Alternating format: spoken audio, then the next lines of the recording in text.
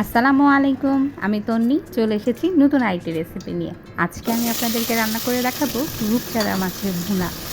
প্রথমেই আমি তেল গরম করে নিয়েছি, তারপর নিয়েছি 1 কাপ পেঁয়াজ, সেটা খুব ভালোভাবে ভেজে নেব। যখন পেঁয়াজটি হালকা পিঙ্কিশ কালার হয়ে আসবে তখন দিয়ে দিব অল্প একটু পানি, তারপর দিব হাফ চামচ আদা বাটা আর 1 চামচ রসুন বাটা। এরপর খুব ভালোভাবে কষিয়ে নিব। তারপর দিয়ে দিব সব গুঁড়া মশলা, 1 চামচ মরিচ গুঁড়া, হাফ চামচ হলুদ গুঁড়া, হাফ চামচ ধনিয়া গুঁড়া, হাফ চামচ জিরা গুঁড়া এবং স্বাদ মতো লবণ দিয়ে খুব ভালোভাবে আবার কষিয়ে নিব।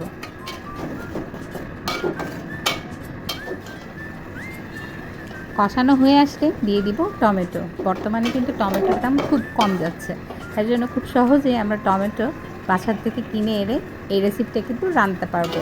এরপর দিয়ে দিব মটরশুঁটি। এখন কিন্তু মটরশুঁটিরও সিজন। এখন টমেটো আর মটরশুঁটি খুব ভালোভাবে কষিয়ে নিব। সামান্য একটু পানি দিয়ে নিব। এরপর কষানোর পালা। এই রান্নাটা আমি বরিশালে কিছুদিন আগে বেড়াতে গিয়েছিলাম, তখন লঞ্চে খেয়েছিলাম। সেখান থেকে ইন্সপায়ার হয়ে এই রান্নাটা আর রান্নার পরে খুবই সুস্বাদু লেগেছে।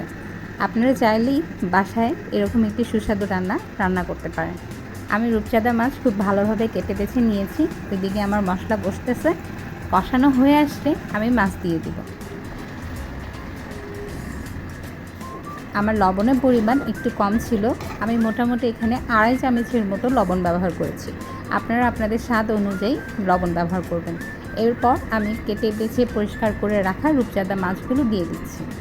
আমি ভেজে নিইনি, আপনারা চাইলে ভেজে নিতে পারেন। আমার মাছ ভেজে নিলে রান্না মাছ খেতে মজা লাগে না, তাই জন্য আমি মাছটি ভেজে নিইনি। এরপর দিয়ে দিব কাঁচামরিচ, সামান্য একটু চিড়ে রেখে 4টা কাঁচামরিচ আমি দিয়ে দিচ্ছি। আপনারা আপনাদের স্বাদ অনুযায়ী কাঁচামরিচ ব্যবহার করবেন।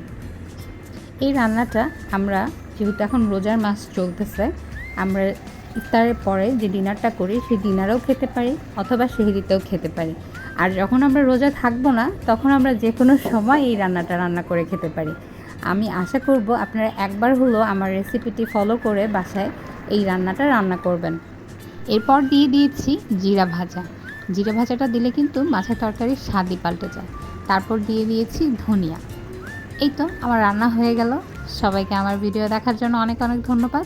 লাইক এবং সাবস্ক্রাইবের মাধ্যমে আমার পাশে থাকবেন। কমেন্টের মাধ্যমে জানাবেন কে কোথা থেকে পোস্টটি দেখছেন। ধন্যবাদ।